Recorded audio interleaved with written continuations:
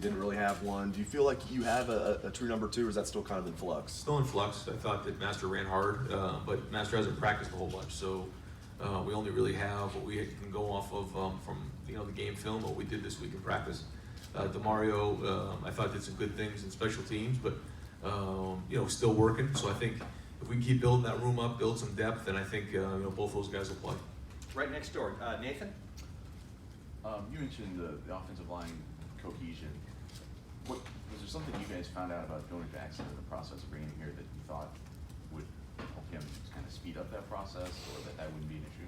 Well, Jonah's been in a couple different offenses, and actually in an offense that was used the same terminology as this one here when he was at Rutgers, and so that helped in the transition because he was able to kind of quickly assimilate and figure out how we were calling things. But then, more importantly, his approach. He's a man's man. It's a guy who has a lot of respect from the guys. Stepped in. It's not easy to walk into Ohio State now. But it's not. These guys are close, and so far he's done a really good job and played good last week. So we'll keep building from there. Far left, Lori.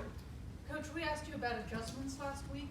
How much harder is it to make in-game adjustments at this time of year when you only have one game to reference? Like, okay, guys, this is what we did against so-and-so. I think when you have a veteran group, it's a little bit easier. When you have a rookie quarterback, when you have some guys who don't have as much experience, a little harder. New scheme, a little harder. Every game it gets a little bit easier, just in terms of being able to fall back on experiences and different plays or different adjustments that things or the teams have done to us, where we can handle that. And even through practice, every time you go through a week of practice, you're getting a couple hundred reps under your belt, and a meeting time where you can go through those things and talk about them ahead of time, so that if something like that did pop up in a game, we could go together on the sideline and say, all right, here's how we need to handle that. How many times do you need to have repped something for you to feel comfortable? It depends on what it is. If it's a route, a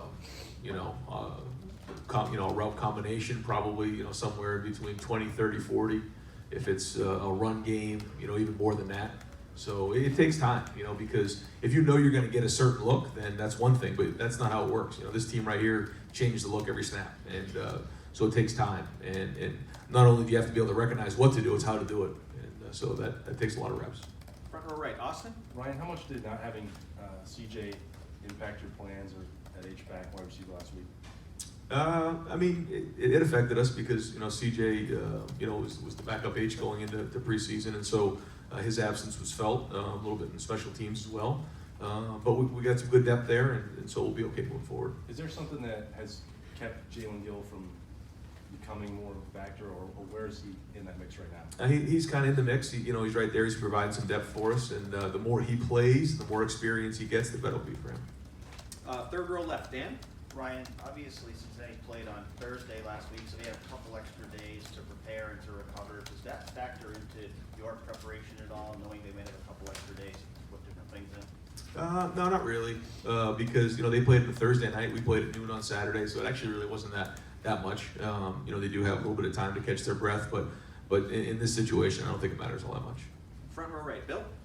You said that you were happier with the offensive line play after you watched the film than you were coming off the field Saturday. What's the next step in their development? What do you want to see on Saturday from them? A little bit cleaner, just in their fits. When you have a big, strong line like that, they have a tendency to move around. These guys have been moving around every snap. We know that on Saturday, and these guys did this past week. And so we got to be able to handle that movement. And I think if we fit those runs a little better, that'll be the next step. Right next door, Tim. Yeah, Ryan, Josh Proctor, we heard all about him in the preseason camp. He was making 2 interceptions this day, 1 that day, etc.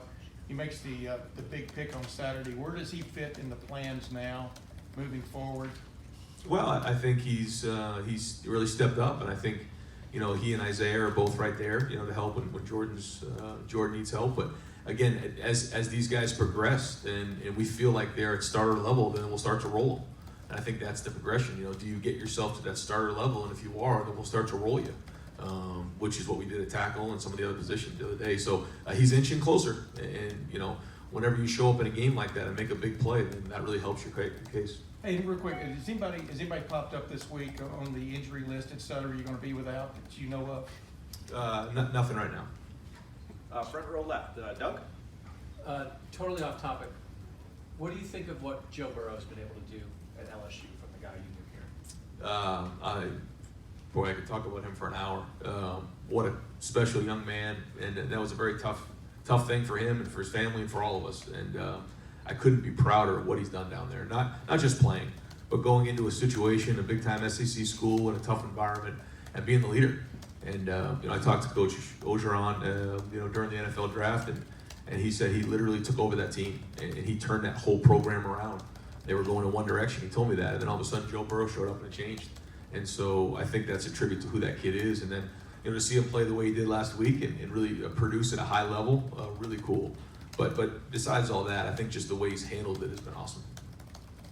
Right behind Amari. Hey, Ryan, you guys got a lot of tackles into the game on Saturday. I was wondering at left how Thayer's coming along. I know Josh played a lot, but do you anticipate that being a season-long thing? Was it just an early season thing? And just a little bit about just Thayer's health and how he's doing. No, Thayer's been doing well. I thought he's had a really good preseason. And, we're going to continue to roll those guys because I think as time goes on, he'll be able to carry more and more. But Josh has also, shown that he can play. And he's an older guy who deserves to play. And so he will. Now, he didn't have some snaps that I know he wants back, Josh, in the game. And so that matters. Those guys, when they get in there, they have to play at a certain level. But overall, Thayer's doing great. I thought he, graded out well. He graded out a champion. And so we'll continually roll those guys. But when they do get in there, they have to play at a championship level. Right in the spring, I know that depth at offensive line seemed to be, or was probably a huge concern for you guys. I think you only had 11 guys. Being in this position now where you're rotating guys on both ends, and is this offensive line deeper than you thought it could be at this point? Yeah, and I thought that was a tribute to Stud and what we've done on offense, and Kevin's been involved, and everybody, just in making sure that we have everything we need. And that Jonah was a big part of that. Bringing Jonah in here, and then getting a few guys down the stretch was critical. Getting Brandon Bowen back healthy. Our staff with Sean Barnhouse and Adam Stewart and everybody doing a great job. Our medical staff getting him back with that leg. They handled that the right way. Handling Thayer the right way. That all comes into play here. And so it's been really important to get depth. A guy like Gavin Cupp has been huge for our program. What he's done. He's providing depth for us, and he's been there. He's been strong. He's been practicing when other guys weren't there. Those kind of guys are critical for us. So I think our right now we are deep. And but we have to continue to play those guys when they get in the game. They have to play at a championship level. And so we'll keep building as we go. And final questions, far right, Spencer. Brian, back in the spring, you called out the 2018 class and kind of said you guys were going to take another step forward. Those guys are going to play a big part. What have you seen from that group of guys so far through the spring before? Yeah, I think they've been solid, but I think to your point, they have to start becoming veteran. I think that some of them have, but these are the types of games where now they have to establish themselves as big time contributors. They're not freshmen anymore. I think it's been good, but I think that story's yet to be written. Just one game under our belt. There's been some improvement there, but we got to take a big step in that class right there. Those guys got to be able to step up and become really the future of the program. But that happens every year at this time.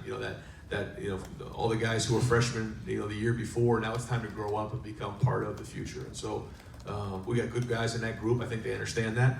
But then again, that story's yet to be written. Coach, thank you very much. Thanks, Ryan.